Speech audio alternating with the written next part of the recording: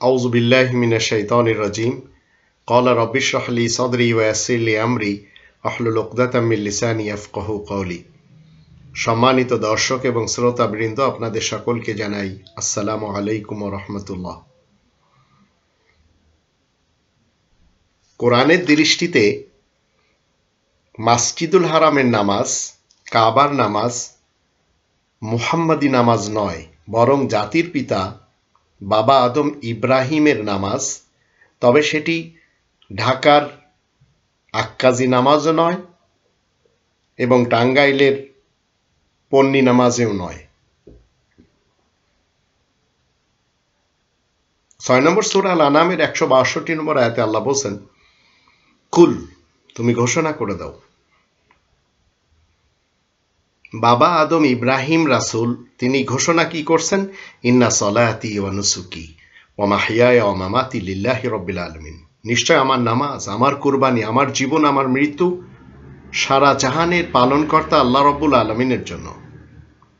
তো এখানে ইব্রাহিম রাসূল কি বলছেন? ইন্না সলাতি, না আমার নামাজ। তো নামাজের যাবতীয় প্র্যাকটিস ইব্রাহিম রাসূলের। তাই তিনি বললেন এটি আল্লাহ তাআলার জন্য। তো এই আয়াত থেকে আমরা জানলাম নামাজ হলো ইব্রাহিম রাসূলের প্র্যাকটিস। আর এটি হচ্ছে ৩ নম্বর সূরা আল ইমরানের ৯৫ নম্বর আয়াত মতে উনার মিল্লাতের বিধিমালা। কুল সাদাকাল্লাহ, তুমি বলে দাও আল্লাহ সত্য কথাই বলছেন। ফাত্তাবিউ, তোমরা সবাই যারা এই পৃথিবীতে এই মুহূর্তে রয়েছ, মিল্লাতে ইব্রাহিম হানিফা, ইব্রাহিমের মিল্লাতের যেটি হানাফি মাযহাব, তার ইত্তেবা করো। ও মা কানা মিনাল মুশরিকিন, ইব্রাহিম মুশরিকদের অন্তর্ভুক্ত নয়। তো আল্লাহ তাআলা সত্য কথা হচ্ছে ফাত্তাবিউ, তোমরা সবাই মিলে। তো আপনি এবং আমিও এই ফাত্তাবিউ আমরের বহুবচনের সিগা। এখানে বলা হচ্ছে তোমরা সবাই নিয়ে নাও। কি নিয়ে নাও? প্রথমে তো ইত্তেবা করো ইব্রাহিমের, এবং নিয়ে নিতে বলা হচ্ছে ২ নম্বর সূরা আল বাকারার ১২৫ নম্বর আয়াত মতে ওয়াত্তাখিযু মিন মাকামি ইব্রাহিমা মুসাল্লা, ইব্রাহিমের দাঁড়ানোর স্থান থেকে কায়েমকৃত নামাজকে নিয়ে নাও।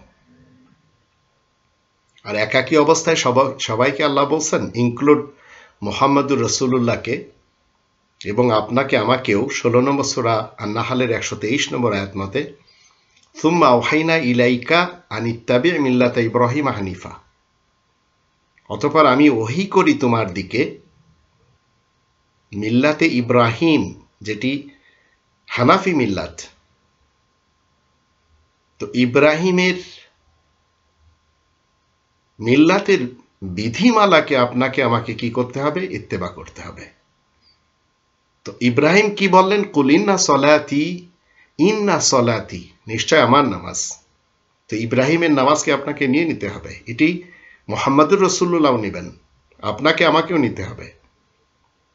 ৪৫ নম্বর সূরা আল জাসিয়ার ১৮ নম্বর আয়াত মতে সুম্মা জাআলনাকা আলা শারিআতি মিনাল আমর ফাত্তাবি'হা, শরিয়াত একটি, ইব্রাহিমের শরিয়াত,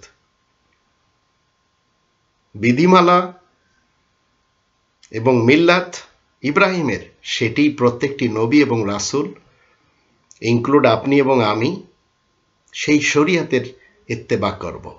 এখন ঢাকা থেকে বসে আক্কাস বিন আব্দুর রশিদ সাহেব বলছেন যে মাসজিদুল হারামে মাযহাবের সালাত প্রতিষ্ঠা হয়েছে বা হচ্ছে। আরও অনেকেই বলছেন।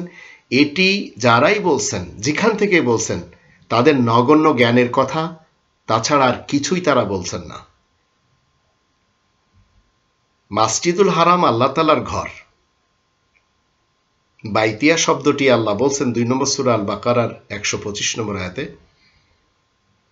আর এই আল কিতাব হচ্ছে আল্লাহ তাআলার গ্রন্থ।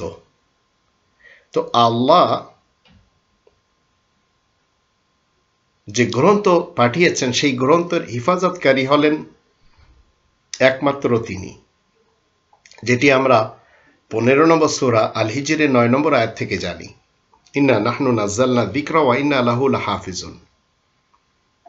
আর আল্লাহ তাআলার ঘর, সেটি যারা অপবিত্র করার চেষ্টায় রয়েছে, অতীতে বাগদাদ থেকে, ফিলিস্তিন থেকে, আফগানিস্তান থেকে, হিন্দুস্তান থেকে এবং বর্তমান ঢাকার আক্কাস বিন আব্দুর রশিদ সাহেবের ঘর থেকে এবং টাঙ্গাইলের পন্নী সাহেবের ঘর থেকে যে ভেজাল নামাজ দেওয়া হচ্ছে, আল্লাহ বলেন